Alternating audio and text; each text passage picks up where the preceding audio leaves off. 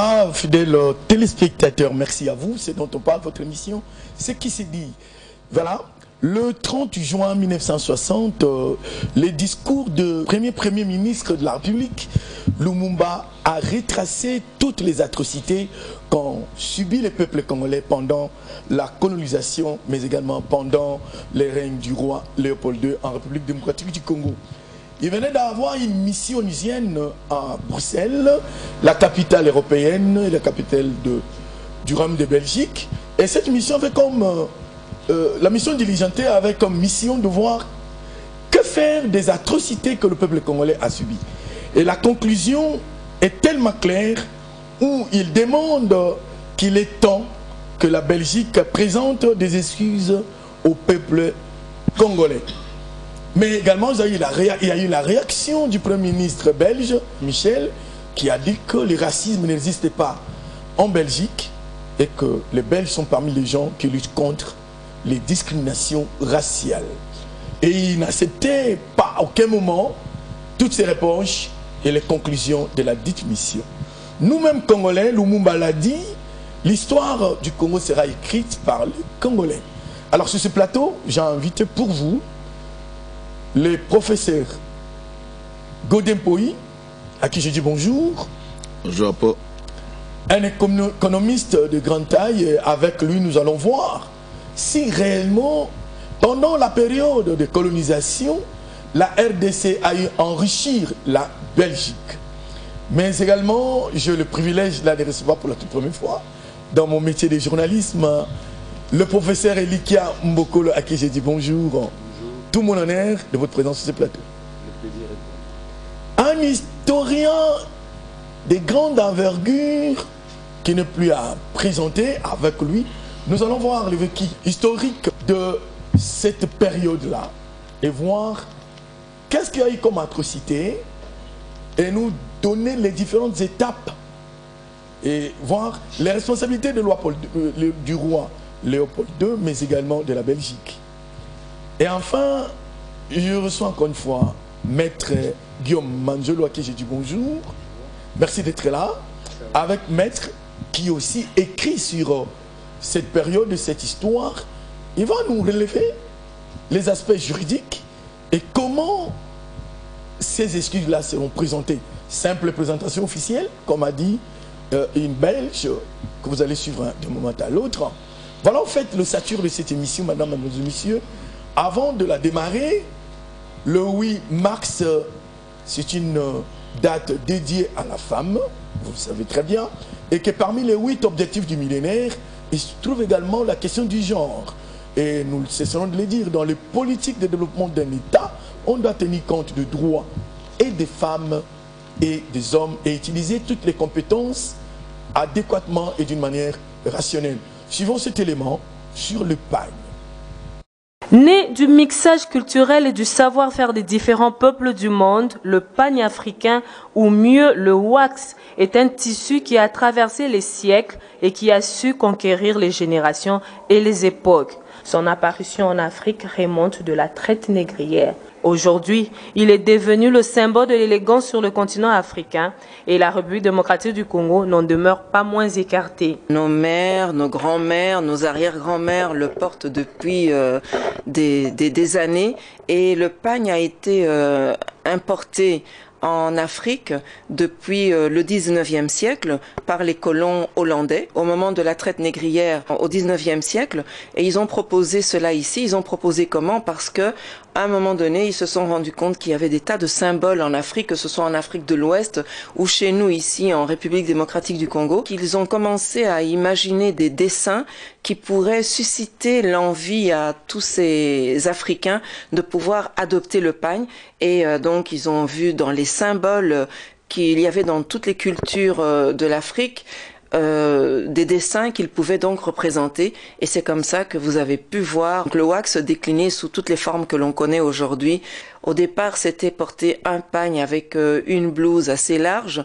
Du temps du maréchal Mobutu, donc le retour à l'authenticité, il a demandé que les femmes puissent reporter ce pagne comme nos mères et nos grands-mères le portaient, donc le double pagne avec la blouse, donc le libaya. Le pagne évolue avec le temps. Il se décline selon que l'on voudrait lui donner une touche de modernité. Bien, je dirais qu'il y a une grande évolution. Si aujourd'hui la jeune fille congolaise ou celle de l'Afrique de l'Ouest, que ce soit en Côte d'Ivoire, au Sénégal, au Gabon, elle porte autant le pagne que nous, et même au Cameroun, parce qu'il y a des grandes stylistes là-bas aussi au Cameroun, c'est parce que on a commencé à faire en sorte que le pagne puisse être confectionné, que ce soit en robe, en pantalon, en short, en combinaison, en veste, voilà, comme je porte la veste aujourd'hui. Et on remarque que l'on peut porter le pagne, le wax, à n'importe quelle occasion. De simples morceaux d'étoffe, accessoires de mode, le pagne est la star des défilés. C'est la muse qui inspire et donne aux designers la capacité de transformer n'importe quel objet, au styliste créateur ou à un simple couturier, le pouvoir de sublimer une silhouette. L'artisanat n'est pas en reste. Des belles pièces sont faites de pagne. Dans la décoration d'intérieur, le pagne est le détail qui attire l'œil. Quand c'est dans la décoration, ça change un peu, ça sort de l'ordinaire. On était habitué de voir les velours. Au milieu de tout ça, tu rajoutes même un petit coussin ou un pouf en wax. On vous demande toujours « Ah, c'est beau, comment vous avez fait ça ?» ou « Qui vous a fait ça ?» Le pagne ne puise pas ses origines en Afrique. Et pourtant, notre continent a su s'en approprier les valeurs, le transformant en véritable héritage générationnel. Et la République démocratique du Congo en est une illustration éloquente. Ok, voilà. Bonne fête à toutes les femmes. Nous avons essayé de vous présenter ces documents de Mananga pour vous dire qu'on est ensemble et que nous devons aller ensemble pour la réussite de cette nation. Professeur Godem Poi, la femme doit avoir une tenue décente, la femme doit être responsabilisée. Un petit mot. Merci beaucoup.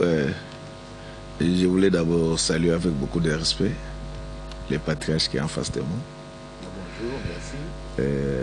Je voulais réitérer les mêmes salutations avec beaucoup d'élégance à la personne de Maître Mandiolo, dont l'intelligence étonne les anges. Et je voudrais dire que, en fait, il y a un adage qui dit que l'habit ne fait pas les moines, mais le moine est reconnu par sa soutane. C'est pour dire que moi je suis de ceux qui pensent que nos mamans, celles qui nous ont donné la vie, devaient créer un équilibre entre l'éthique et l'esthétique. Pour moi, elles sont très belles dans leur camisole. Et je pense que nous devons veiller quant à ça, parce qu'il est quand même aberrant aujourd'hui lorsque vous entrez dans nos administrations. Il y a un code de conduite de l'agent de l'État dans ces pays.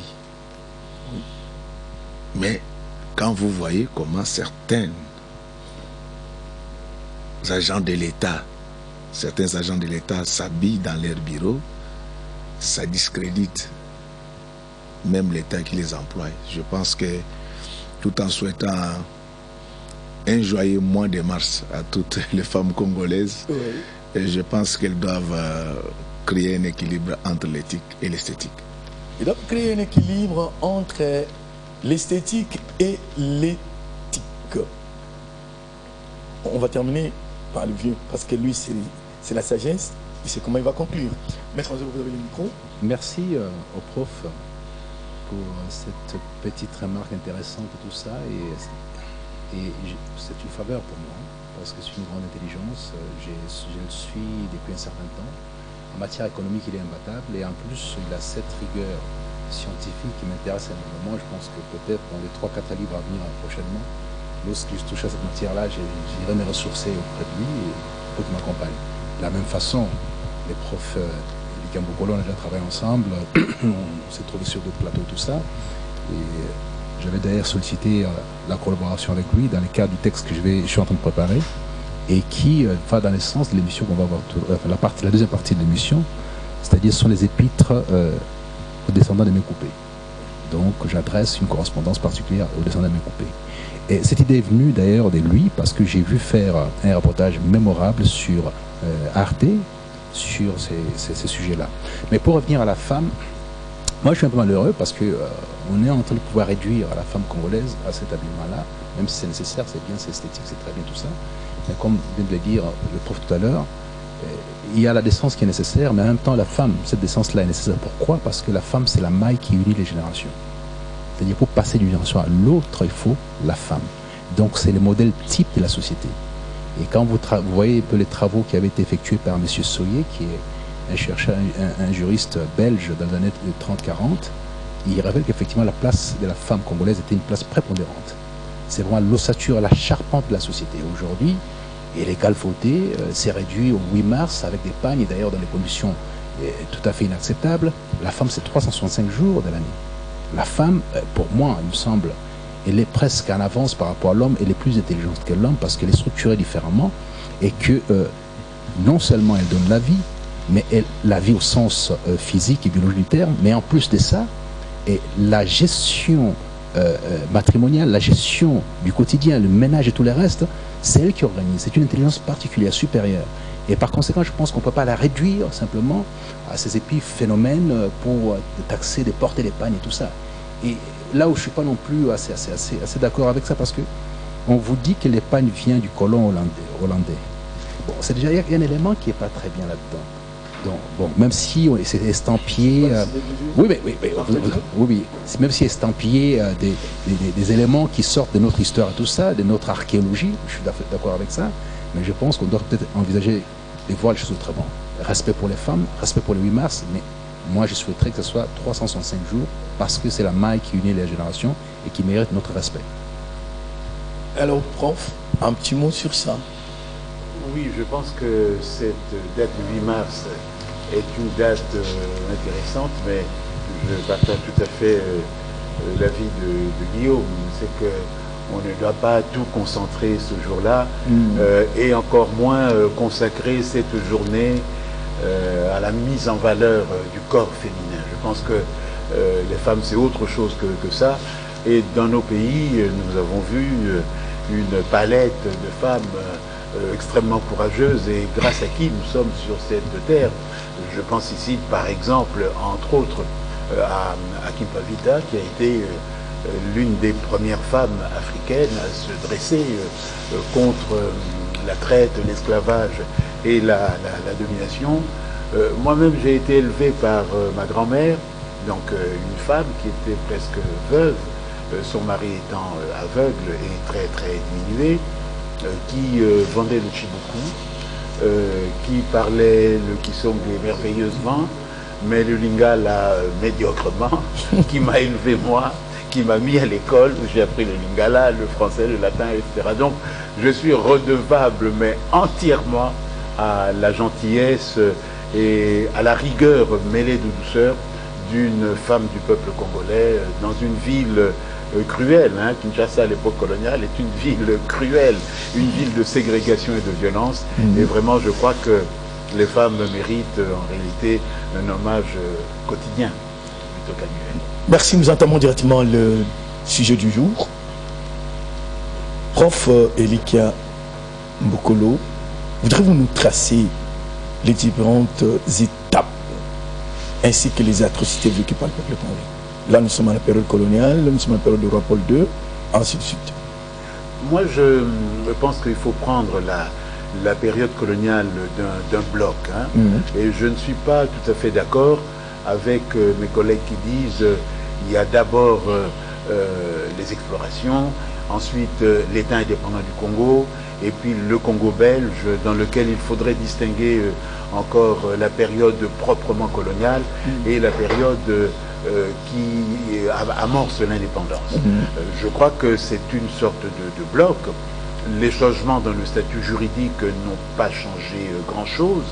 Donc, pour mémoire, je voudrais dire que avant que s'ouvre la conférence de Berlin, au mois de novembre 1884, il y a des atrocités absolument innommables dans l'Est du Congo, le long du lac Tanganyika. Et donc, ce sont des mercenaires pour la plupart, encadrés par des soldats belges, des soldats de l'armée régulière, qui sont en correspondance directe avec les responsables de l'Association internationale africaine, fondée par Léopold II, et ces gens commettent des crimes absolument incroyables.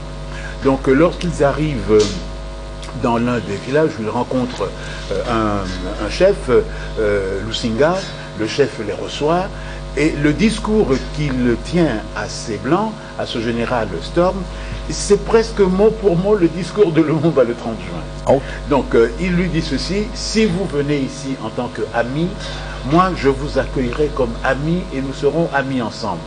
Mais, puisqu'ils avaient des fusils, si vous venez ici pour me dominer, je vous jure que je vous ferai la guerre. Et si je vous tue, si je tue vos soldats, je couperai votre tête, je la mettrai à l'entrée de mon village pour qu'on sache qu'aucun étranger ne peut ici venir m'arrêter. La guerre a eu effectivement lieu. Évidemment, l'armée de l'AIA, bien équipée, a vaincu l'armée de Lusinga. Et la tête de Lusinga a été coupée avec l'accord des responsables de l'Association internationale africaine, qui soi-disant venaient ici pour civiliser les Congolais. Ça a été mis dans un box, envoyé en Belgique, envoyé soi-disant à des savants, des spécialistes de sciences naturelles, étudiés pour voir si la tête des Noirs avait la même capacité crânienne que la tête des Blancs, etc. N'importe quoi. Et ce qui est scandaleux, c'est qu'il y a eu plusieurs têtes qui ont été envoyées dans ces conditions et que ces envois se sont faits probablement jusque vers la Deuxième Guerre mondiale. Plus scandaleux encore, ces têtes aujourd'hui sont dans des laboratoires scientifiques belges. Jusqu'aujourd'hui. Aujourd'hui, nous sommes au en mars 21e siècle où nous parlons. Ils y sont encore. Et il y a même dans une de ces têtes, des crânes qui se trouve dans les dépôts de l'Université libre de Belgique. Vous vous rendez compte, l'ULB, l'une des plus grandes universités belges, l'une des plus grandes d'Europe, qui a dans ses locaux des crânes de Congolais. C'est du recel de cadavres. Alors, pour mettre en lien avec l'actualité, je vous signale aussi, tout le monde le sait, qu'il y a au moins une dent de Lumumba qui traîne en Belgique. Donc, je veux dire que de bout en bout, c'est une violence inouïe. Alors, à cette violence, bien sûr, les Congolais, qui ne sont pas des idiots, opposent aussi leur violence. Hein, la violence du dominé face à la violence des dominants est tout à fait légitime. Oui. Et comment dire, ils y répondent avec quelque chose de tout à fait effroyable. Alors on a beaucoup parlé du caoutchouc. Pour le film dont il était question tout à l'heure, je suis allé à Baringa, qui était l'un des centres de la collecte du caoutchouc, et l'anglais, le réalisateur avec qui on était, a voulu faire une sorte de blague, hein, une sorte de mise à l'épreuve pour voir si ce qu'on disait c'était vrai. Donc il avait fait fabriquer une sorte de ballon grossier. Nous étions en train de discuter, de boire du vin de palme avec les villageois. Vers 18h30, il a jeté la balle de caoutchouc au milieu de nous. Mais les gens se sont enfuis, comme s'ils voyaient le diable. Ces villageois. Ces villageois, en disant, dans leur langue, le caoutchouc est revenu. Les Blancs ont ramené le caoutchouc. Donc, comment dire, la violence du caoutchouc est l'épisode fondateur et probablement l'un des épisodes les plus violents dans l'histoire des colonisations dans le monde. Alors, on dit que à un moment donné, le roi des Belges décide de revenir à une colonisation normale. Il y arrive parce que les gens le lui ont imposé, à la fois ses collègues et la résistance des Congolais. Mais le régime qui va de 1908, le Congo belge, jusqu'en 1960... Avant qu'on y arrive, qu'on reste un peu au comportement du roi Léopold II, il y en a dans la mission, l'ONU demande qu'on puisse écraser, enlever le statut du roi Léopold II qui se trouvera en Namur, parce qu'il ne mérite pas avoir un statut, autant plus qu'il a causé beaucoup d'atrocités aux Congolais. Un deuxième élément, il y a des Belges qui défendent qu'on ne doit pas attribuer les forfaits de Léopold II à la Belgique, le Congo était propriété privée du roi. Donc on ne mette pas tout ça ensemble. La période du roi Léopold II. Oui, il y a la statue de Léopold II se trouve un peu partout en Belgique, à Namur, comme vous avez dit, oui, mais aussi à Bruxelles. Et le scandale a voulu que le fameux quartier Matongué se soit placé presque en face de cette statue. Donc c'est une sorte d'insulte quotidienne, une sorte de douleur renouvelée que les Congolais subissent en voyant cette statue. Alors nous avons mené un combat important pour que l'histoire soit mise, comment dire, sur les pieds, non pas sur la tête. Donc en disant que ce ne sont pas les Belges qui ont donné l'indépendance au Congo, ce sont les Congolais qui se sont donné l'indépendance. Qui ont arraché l'indépendance. Qui ont arraché l'indépendance, comme Kabassele dit, Touba qui dit, hein, on l'a arraché. Et donc pour cela, nous avons demandé, enfin les Congolais de Bruxelles, avec des partenaires belges, que cela soit reconnu et que Lumumba ait une place où on voit son nom.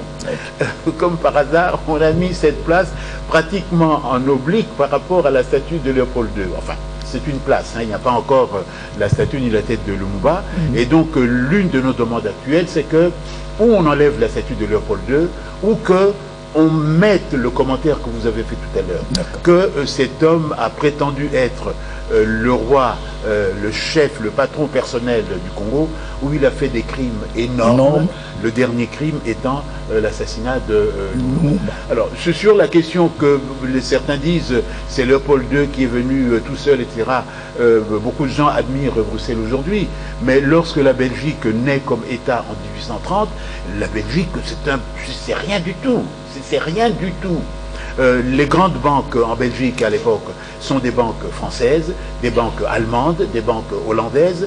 La Belgique est un pauvre pays de mines de charbon. Les mines de charbon, c'est la ressource la plus banale en Europe. C'est donc à partir de la conquête du Congo que l'argent commence à effluer, d'ailleurs les collègues de Léopold II, ses partenaires, c'est tous des grands banquiers, hein, qui ont joué un rôle important. L'ULB que je citais tout à l'heure a été construit par des hommes nombreux qui se sont enrichis au Congo et dont les noms sont encore sur les murs de l'édifice. Donc c'est clair, la Belgique n'a pas créé le Congo. On pourrait dire que c'est le Congo qui a fait de la Belgique ce qu'elle est aujourd'hui pour les Belges et pour les autres. On va revenir au partir de 1908 et jusqu'à l'indépendance. Maître Manzolo, je reviens à vous. Prof, le professeur Elika l'a dit, l'a si bien dit, que c'est pratiquement le Congo qui a créé la Belgique. Et dans le concert des nations aujourd'hui, la Belgique, surtout Bruxelles, contient beaucoup d'organisations, les sièges de beaucoup d'organisations. C'est pas pour rien parce que la Belgique a eu amassé beaucoup d'argent ici en RD, ce qui lui donne la force aujourd'hui. Pouvez-vous nous démontrer un peu comment la Belgique a été enrichie par les richesses congolaises pendant cette période? Mais merci beaucoup. Et après, ce qu'il faut d'abord retenir, c'est que en géopolitique comme en géoéconomie, il y a ce qu'on appelle le vertige géopolitique des États. C'est notamment ce que ces États détiennent comme richesse. Et comme les patriarches était en train de le dire de manière magistrale, c'est que à son indépendance, la Belgique n'avait pas grand-chose. Et ce sont ces banquiers qu'évoquaient les patriarches qui ont à un certain moment soutenu l'action de Léopold II chez nous, surtout avec l'essor du caoutchouc. Alors, qu'est-ce qui va se passer lorsque les Léopold II, comme tu ne veux pas qu'on parle encore de la Belgique, mais parce que ça se chevauche, oui, était maître du Congo, la grande richesse, la grande ressource naturelle, c'était le caoutchouc. Et ils avaient créé un modèle économique qui nous colle à la peau jusqu'à ce jour. Et ce modèle économique extraverti était conçu à dessein. Parce que la production congolaise n'était pas destinée à sa population, elle devait être tout de suite évacuer vers la Belgique. C'est ce qui fait que lorsque il y a eu cet apogée dans la production du caoutchouc, il y a eu beaucoup d'activités qui s'étaient créées en Belgique. Parce que comme vous le savez, en économie, lorsque vous investissez dans un secteur porteur, il y a des effets propagateurs qui vont s'en suivre.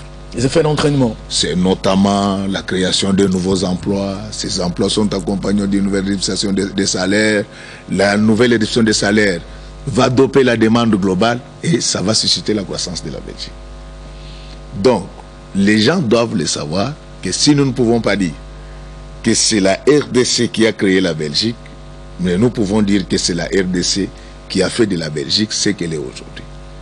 C'est parce que c'est grâce à ses richesses qu'elle a réussi tout de suite à se remettre debout, et cela va encore être appuyé davantage avec la découverte minière. Là, nous sommes en 1896, lorsque Cormet, travaillant pour le compte de Tanganyika Concession, va découvrir que au-delà du caoutchouc, on avait un potentiel humain immense, qui est d'ailleurs aujourd'hui évalué à 24 000 milliards de dollars.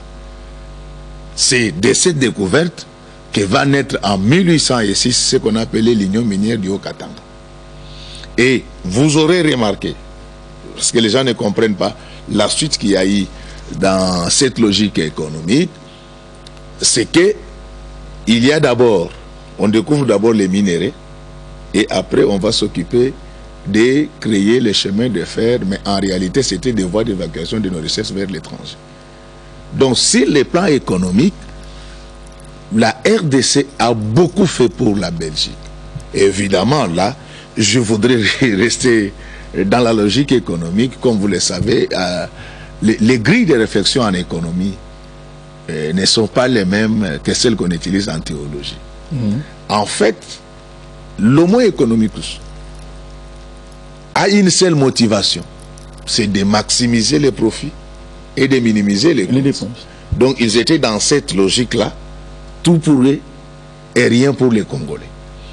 Et tu as fait encore de relever quelque chose de cette ville d'Oboken aujourd'hui, qui ne représente pas grand-chose, depuis qu'il y a eu des problèmes dans la production qui préfèrent et que le marché a changé de configuration, parce qu'aujourd'hui ce marché est contrôlé essentiellement par la Chine. Il faut dire que la ville d'Oboken dépendait de cuivre. Parce que c'est là qu'on faisait la transformation de ce cuivre.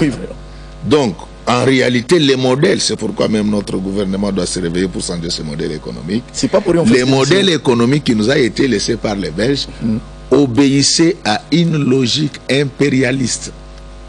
C'est-à-dire qu'il fallait tout transférer vers la Belgique et ne rien laisser aux Congolais.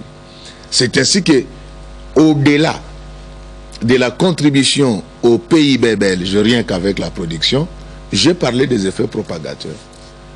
Et les patriarches s'en souviendront bien dans le cadre de la convention Tchombe-Spak, c'est que les Congos indépendants réclamaient qu'on puisse retourner les sièges sociaux de toutes les grandes entreprises congolaises qui étaient installées en Belgique. En fait, quelle a été la conséquence de garder des sièges en Belgique tout en laissant les services opérationnels au Congo? C'est que même sur le plan de la fiscalité, les impôts devaient être payés au niveau de la Belgique.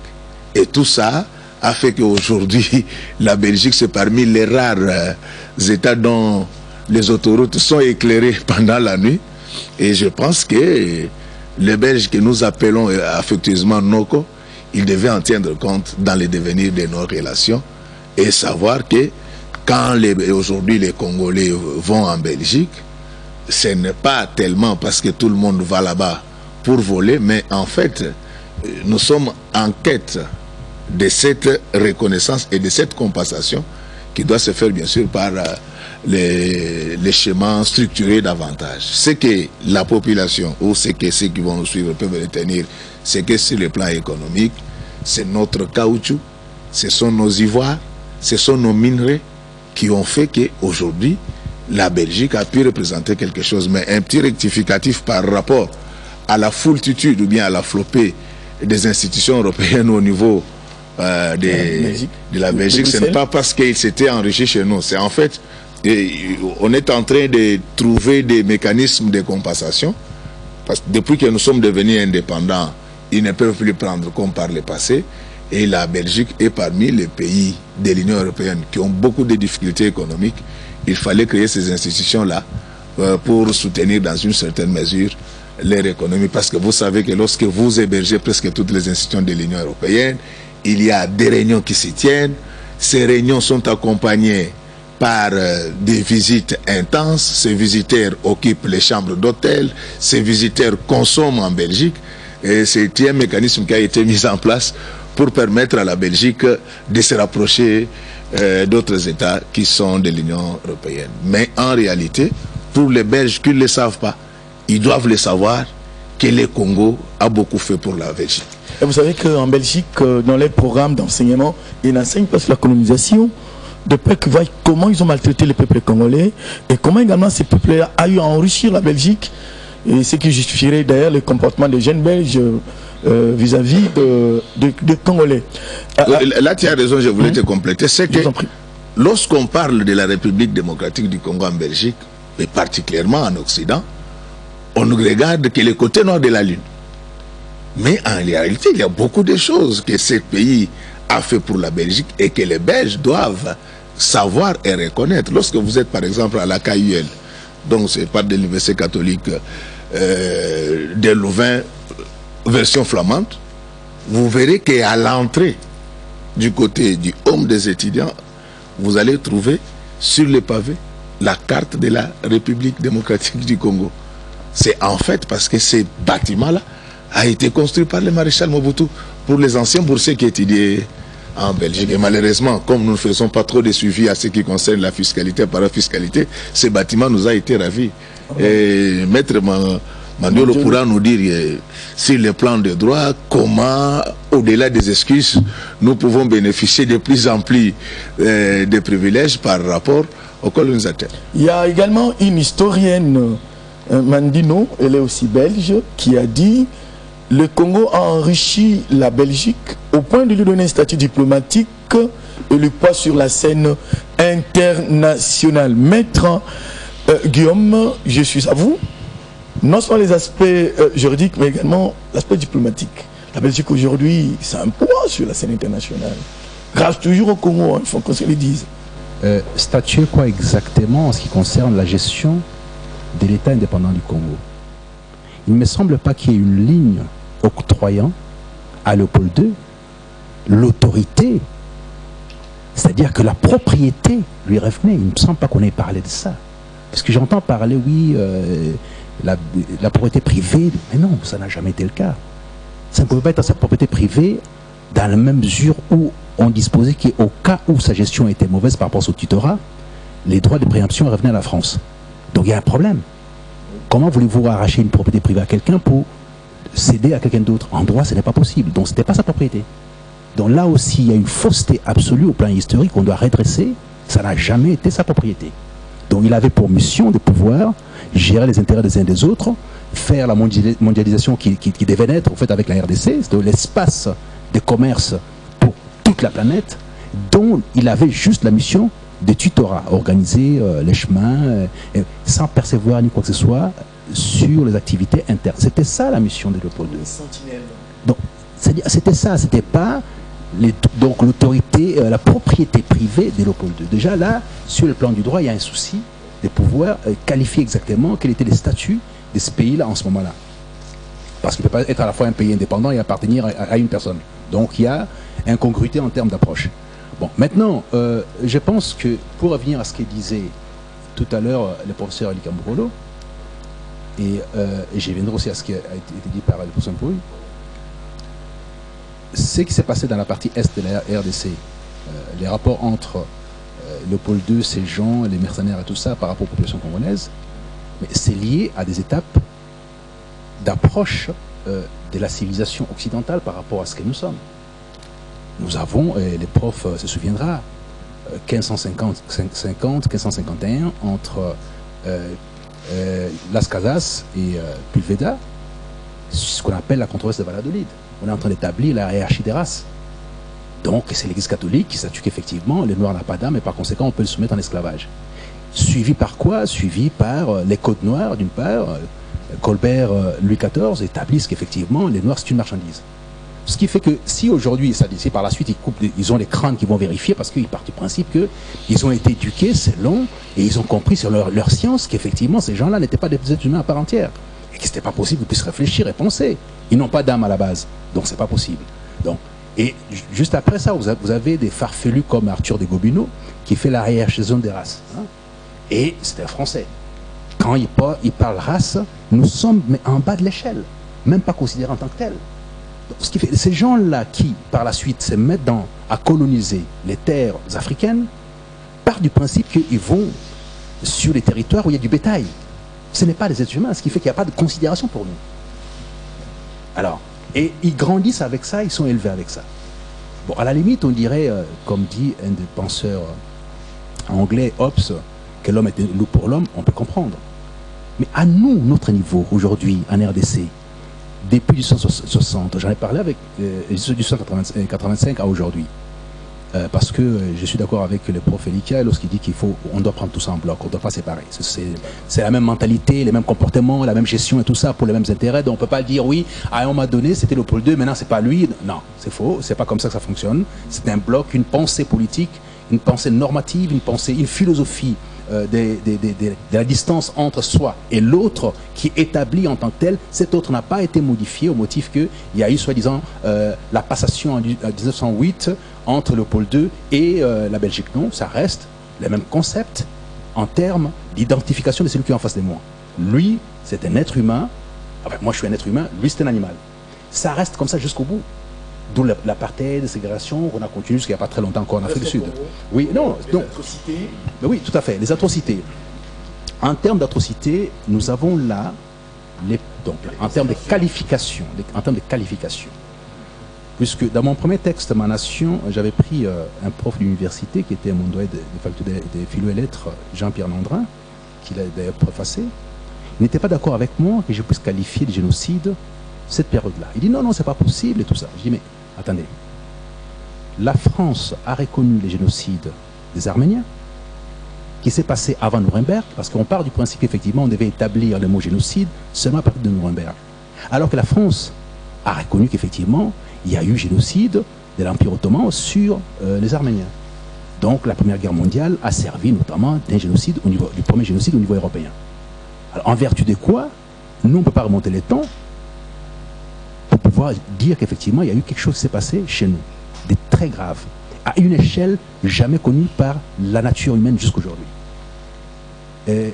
En lisant un certain nombre de textes, on découvre qu'effectivement, et même d'ailleurs dans les reportages du prof Elika Mbokolo, quand ces gens sont arrivés ici en 1985, 83 d'ailleurs au départ, où M. Stanley commence à faire sa tournée en 83, et d'ailleurs là-dessus c'est très important, et puis ça va dans le sens de ce que je souhaitais aussi appeler l'attention du prof Mpoui. Et il fait une correspondance très intéressante à un de ses amis. Il dit, je suis arrivé à Irebu, la populeuse Venise du Congo. J'y ai trouvé un début, j'ai trouvé le commerce très bien établi, un début d'industrie, une diplomatie tout à fait affirmée parce qu'ils échangent avec les autres, tout ça, même la parfaite connaissance de la géographie. Donc nous étions dans un mécanisme d'évolution tout à fait... C'est Stanley qui l'a dit, 1883. Voyez-vous, donc ce qui fait qu'entre ce moment-là et 1883, non seulement en 85 on établit qu'effectivement les statistiques établissent que la démographie congolaise était de plus ou moins 25 millions d'habitants. Qu'en 1903, nous descendons jusqu'à 12 millions, c'est-à-dire plus ou moins 13 millions de personnes étaient massacrées. Alors, en vertu de quoi ça ne serait pas un génocide, au motif qu'on aurait attendu que ce soit Nuremberg pour pouvoir l'établir, alors qu'on reconnaît d'autres génocides. Donc là j'ai un problème. Alors ici, vous parlez des excuses. Et pourquoi les excuses? Je ne suis pas d'accord pour... Oui, la terminologie excuse me pose problème parce qu'au plan juridique, on ne parle pas d'excuses. Il y a une responsabilité d'abord qui doit être reconnue. Et maintenant, voir quelles sont les compensations éventuelles. L'excuse, c'est une histoire qu'on est dans les églises par rapport à la foi, par rapport au pardon et tout ça. C'est tout à fait autre chose. Qu'on ne mélange pas les choses. Il est inconcevable qu'en Europe, on voit établie la statue d'Hitler. Ce n'est pas possible.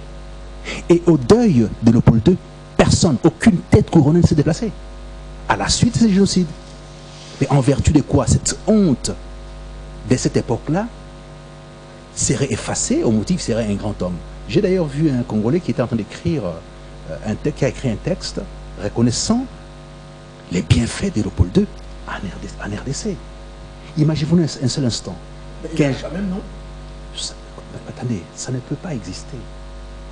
Quand je vous lis la lettre, le passage de la lettre de Stanley qui vous dit « Irébou, la populeuse Venise du Congo », on y a trouvé un début d'industrie, la diplomatie et le commerce. Donc nous avions notre cheminement. Quand on a commencé à établir les bâtons d'Ishango dans la partie est, les osselets d'Ishango, est-ce qu'on avait besoin des Belges? Nous sommes le point de départ des mathématiques. Est-ce qu'on avait besoin des Belges? Donc, mais non, c'est-à-dire que si vous dites qu'il y a des bienfaits, je vous réponds en disant non, chaque peuple a son cheminement, son timing, son tempo pour arriver à destination. Donc, ce que nous avons adopté des autres ne convient pas. D'ailleurs, ça ne marchait pas. Nous ne nous en sortons pas avec ça. Donc, il aura fallu peut-être qu'on ait fait notre cursus à part. Donc, les excuses ne sont pas possibles, ne sont pas recevables. Tout ce qu'il y a pour l'instant, d'abord, la reconnaissance totale du génocide, des atrocités, et c'est pour ça que nos historiens doivent mettre à la disposition de la République tous les outils pédagogiques d'apprentissage dès la maternelle. Nous sommes Congolais parce que nous sommes les descendants des mains coupées d'abord. Cet État qui s'appelle la RDC aujourd'hui s'est mis dans ses frontières sur la frayeur du génocide commis par ces gens-là. Ce qui fait que les Songé et les Lunda se mettent aujourd'hui ensemble avec les Congos qui n'étaient des entités éparses, qui n'avaient rien à voir les unes et les autres, qui pouvaient commercer, mais qui n'étaient pas des entités politiques communes. C'est cette mise en frontière ensemble et avoir subi ces atrocités a cristallisé notre être. Notre étant congolais vient de ces atrocités. Alors il faut qualifier ça sans cesse en droit d'abord. Donc dès que les historiens nous donnent la matière nécessaire, on qualifie ça, on sanctionne par la suite. On n'est pas, nous, Congolais, d'ailleurs c'est malheureux que cette histoire soit déclenchée en Belgique et nous-mêmes ici, entre-temps, depuis les reportages, les documentaires du prof Elikan Bokolo, jusqu'aujourd'hui, il n'y a rien. Imaginez-vous un seul instant que chaque enfant, nos petits-enfants, dès la maternelle, se disent qu'ils sont d'abord les descendants des mains coupées. Quelle serait leur réaction par rapport au trésor public? Ils ne voleraient pas parce que c'est l'intérêt public. Donc ils auraient une approche différente de la chose publique. Et quel serait leur rapport par rapport à la trahison? Ça serait difficile de trahir. Parce qu'ils trahiraient, imaginez-vous, Benjamin Netanyahu, qui irait voir Angela Merkel pour discuter avec elle sur la situation en Israël. Donc, ils ont commis la Shoah et vous pouvez aller les voir pour parler avec. Nous sommes tout naturellement appelés à pouvoir discuter avec la Belgique, les Belges, sur la situation interne de la RDC, tout naturellement. Ça s'appelle la servitude volontaire. Ça s'appelle la servitude volontaire, dit Maître Manjou. Prof, revenez en vous, on va en parler à une autre occasion. Mais en fait, quand nous parlons des excuses, Maître, c'est pas nous, c'est par rapport à la mission d'usine.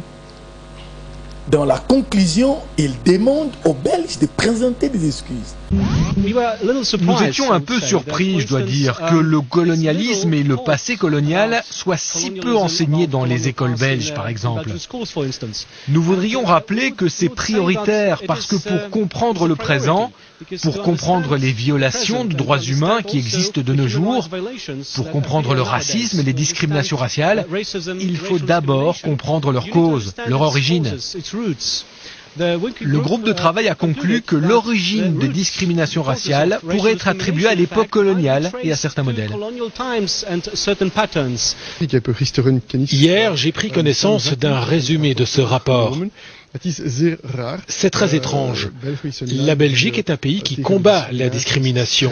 Alors, on parle de 1908 jusqu'à l'indépendance, les atrocités, et pourquoi présenter des excuses et de quelle manière ces excuses-là seront présentées. Prof, vous avez le micro, oui, le mot excuse, moi non plus, je ne l'aime pas beaucoup parce que nos juristes, avec l'aide des historiens, pourraient reprendre les dossiers pour poser les questions qui conviennent et trouver les concepts qu'il faut.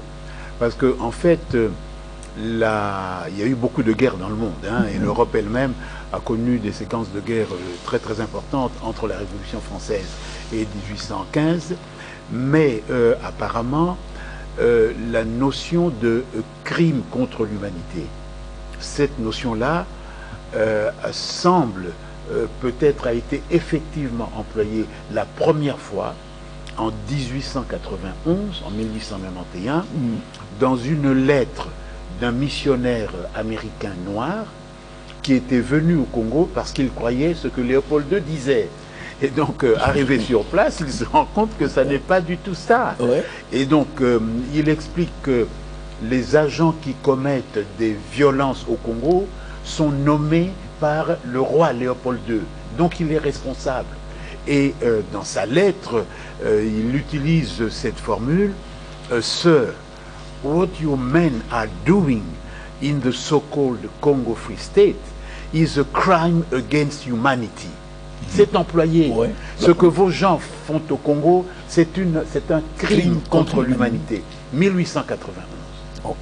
Donc c'est à l'époque où se déroulent ces génocides arméniens et autres. Donc nous sommes tout à fait fondés à dire que le droit, nous pouvons l'utiliser pour que la Belgique répare ce crime. Et pas par des excuses, je dirais, c'est trop faible. Moi, je voudrais dire aussi que ça a continué jusqu'au bout. Juste cet exemple-là. Le 4 janvier 1959, à Kinshasa, c'est l'horreur. Ouais. L'horreur. Et les Congolais, jusqu'aujourd'hui, ne savent pas combien de gens ont été tués, où ils sont enterrés, dans quelles conditions on les a enterrés. Donc, c'est une séquence interminable de violence et de crimes. Donc je crois que les excuses, ce n'est pas du tout ce qu'il faut. Mais qu'est-ce qu'il faut faire? Je pense qu'il faut déjà que nous, Congolais, on se réunisse pour se mettre d'accord sur ce point. Économistes, démographes, philosophes, juristes, nous tous, qu'on réunisse aussi la mémoire des villageois qui connaissent ces choses-là. Et que on voit comment on va procéder. Nous avons le cas des Arméniens, nous avons le cas de beaucoup de peuples qui aujourd'hui portent la question en justice et obtiennent effectivement des réparations. Mais, prof, dites-moi un peu, Maître Major de Lafrola un peu, pourquoi la communauté internationale, là nous sommes à Berlin, 1885, après ces temps-là, doit-elle confier la gestion de cet espace à la dimension continentale au roi Léopold II? Le roi Léopold II, comme Maître le disait, la famille des Saxe-Cobourg est d'origine allemande. Bon, ça c'est la première chose. Le roi Léopold Ier avait, à la suite de 2 mariages, épousé une princesse anglaise et une princesse française. Donc l'Allemagne, la France, l'Angleterre. Ah ouais. Et donc, lui-même était beau joueur, enfin, il dépensait beaucoup d'argent dans les casinos, dans des endroits comme ça, à Londres, à Paris et ailleurs. Bon, on pourrait parler aussi de ses mœurs, hein, parce qu'il a dépensé beaucoup d'argent dans ces choses-là. Donc, à partir de là, chacun disait, cet homme, c'est mon gars. Là, les Allemands disent, c'est notre gars. Les Anglais disent, marie avec nous. Les Français disent la même chose. Et donc, finalement, on peut dire que c'était donné presque provisoirement à Léopold II. Okay. Provisoirement, en disant, le moment venu, on pourrait se partager ce morceau. On a parlé de gâteau congolais. On pourrait se le partager, ou peut-être le plus malin pourrait... Mais c'est comme on vivait le même comportement jusqu'à ce jour, bien sûr, à lire la gestion de la République, à lire le comportement de la communauté internationale contre la RDC, on est dans ces carcans-là, dans cette difficulté-là, dans comment dire, même le néocolonialisme qui continue. En oubliant que la RDC, aujourd'hui, là où nous sommes, est géré comme les Belges ne l'ont jamais fait à aucun moment de notre histoire. Professeur Mpoyi, oui, mais... l'économie, elle est vraiment extravertie. Si vous avez jeté un mot, oui, mais je pose d'abord ma question. Elle est vraiment extravertie. Oui. Que faire? Parce qu'il y a un nouveau régime. Les Congolais ont besoin d'aspirer la paix, la bonne vie, le bien-être. Comment réorienter cette économie? pratiquement on est resté sur les traces des Belges. Mais merci beaucoup. Nos ancêtres ont subi les affres de la colonisation. Nous n'avons pas le droit de revivre la même chose qu'eux. Et pour cela, nous devons nous réorganiser. Avant de répondre à ta question, donc je voulais faire une suggestion par rapport à l'analyse de cette question. Les questions des États sont par essence polygonales. C'est-à-dire, comme le patriarche était en train de le dire, il faut une sorte de rencontre pour en parler dans toute la complétude. Il est vrai que les Belges n'étaient pas venus travailler pour le développement de notre pays. Non. Mais en économie, comme vous le savez, la différence entre plusieurs matières scientifiques, c'est que chacune de ces disciplines a des concepts, a un objet et une méthode. Et c'est ce qui fait que, du point de vue économique, il est certes vrai qu'ils travaillaient pour se servir et non nous servir, mais en économie, il y a ce qu'on appelle des externalités positives. C'est ce qui est arrivé aujourd'hui dans les Sud-Est asiatiques. En fait, le développement de la Chine, au-delà de l'ère fureur de vaincre, a bénéficié de ces externalités des multinationales occidentales qui étaient installées. Donc c'est ce qui fait que pour les gens qui veulent parler en bien de Léopold II, c'est peut-être ils voient ces externalités. Parce qu'en fait, quand quelqu'un voit le chemin de fer, il ne sait pas qu'il a été construit pour évacuer la marchandise. Et c'est pour cela qu'on en parle. Alors, pour revenir à ta question, c'est vrai que nous avons été victimes de l'impérialisme belge, mais aujourd'hui nous avons des défis que nous pouvons relever nous-mêmes. Et ces défis passent par 3 solutions. Première solution, la discipline des dirigeants. Et lorsque je parle de la discipline, c'est dans tous les domaines. Chez nous, ça fait défaut. Les meilleurs profils n'ont jamais été un atout en République démocratique du Congo. Et pourtant, sur la terre, les ambitions des hommes doivent être rabotées par l'unité des mesures. Au-delà de la discipline des dirigeants. Deuxième élément. Le deuxième élément, ça doit être le dur labeur de la population.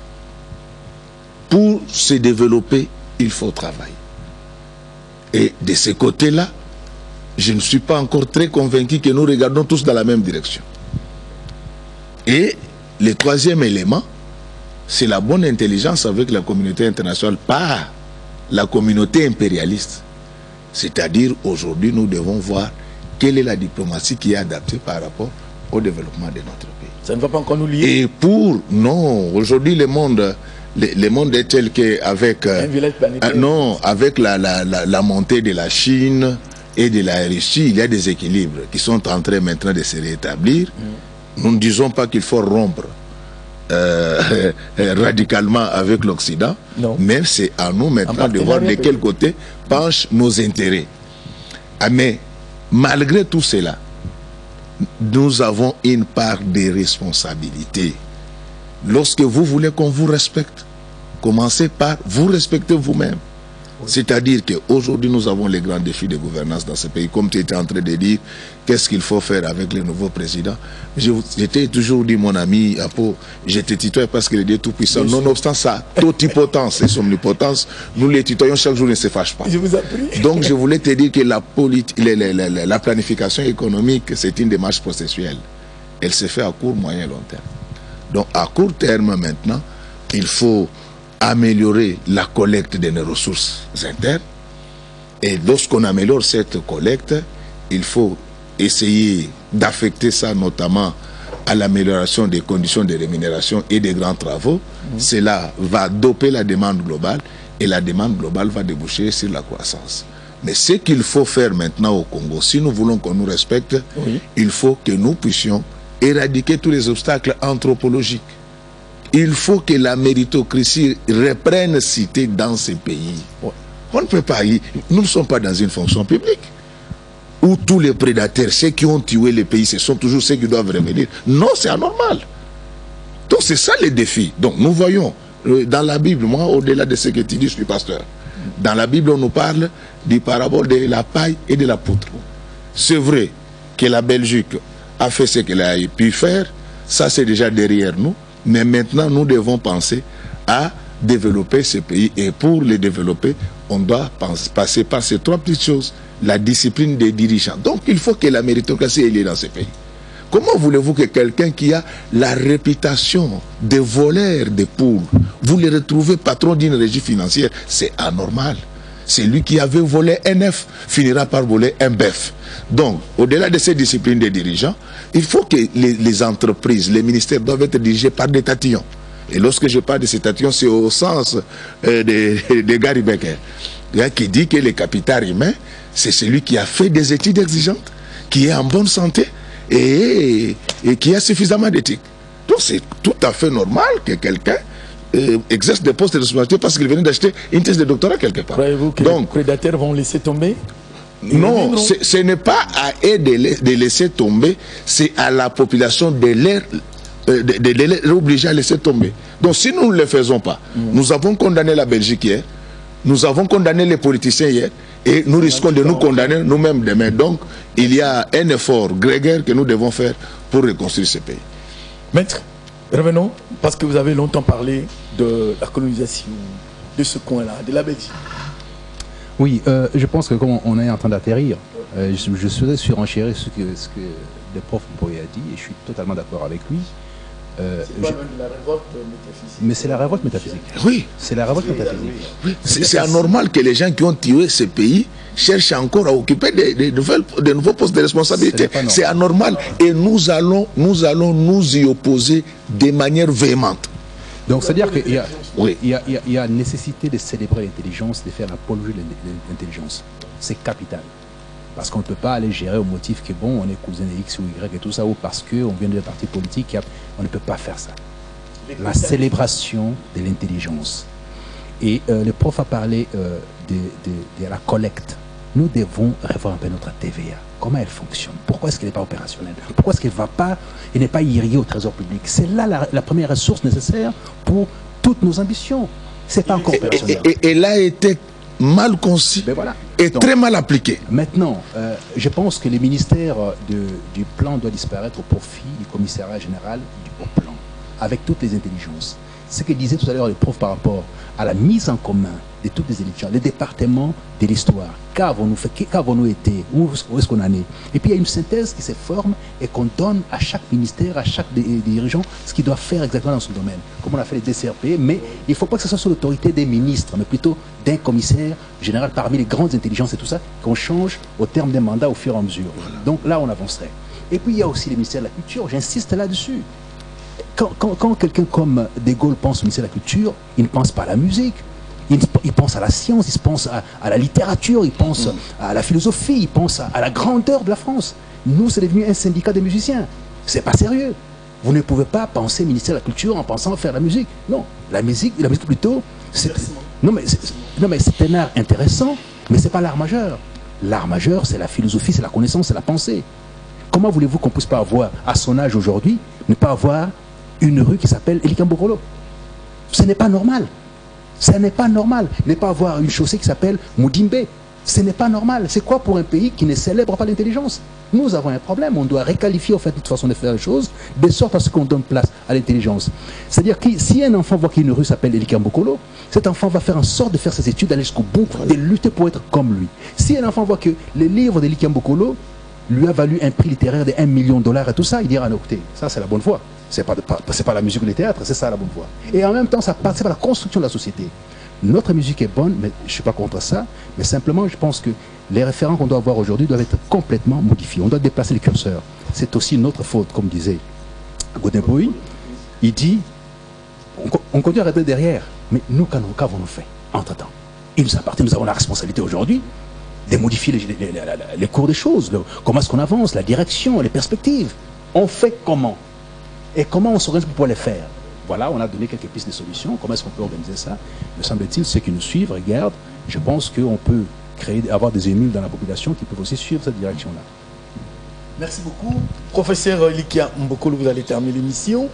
Par rapport au sujet sur le pardon, bien que nous attendons des juristes un terme plus approprié, que pouvez-vous dire par rapport à nous-mêmes, peuple congolais, après avoir subi toutes ces atrocités, 58 ans après l'indépendance, qu'avons-nous fait de cet État?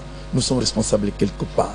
Il y a une critique sans faille que nous devons faire par rapport à notre comportement. Vous êtes un patriarche, une bibliothèque vivante. Ça nous honore de vous recevoir sur ce plateau. Terminez l'émission en regardant cette caméra. Ben, je pense que nous sommes déjà à 60 ans d'indépendance, pratiquement, hein, c'était demain. Et donc, dans cette posture-là, on peut dire que le temps pendant lequel nous avons dirigé ce pays va bientôt correspondre au temps pendant lequel ce pays a été dirigé, colonisé, pillé par les autres. Donc la responsabilité de l'État présent nous revient dans une très bonne part. Les causes, on les connaît, ça a été indiqué ici. Il y a des causes morales, sans aucun doute. Je crois que nous ne pratiquons pas suffisamment le châtiment. Quand il y a eu crime, il faut châtier.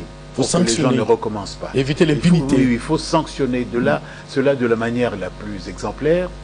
Nous devons aussi, comment dire, honorer, rechercher la qualité. Les valeurs. Renoncer à la médiocrité. Vous voyez souvent les gens qui veulent réparer une rue, ils manquent tout ça. Non, non, non. Il faut aller vers l'excellence. Et on voit bien que dans un certain nombre de domaines, nous avons des gens qui sont excellents dans leur domaine. Et je crois aussi que, comment dire, une bonne dose de volonté. Moi, j'ai enseigné longtemps l'histoire et la géographie à l'étranger.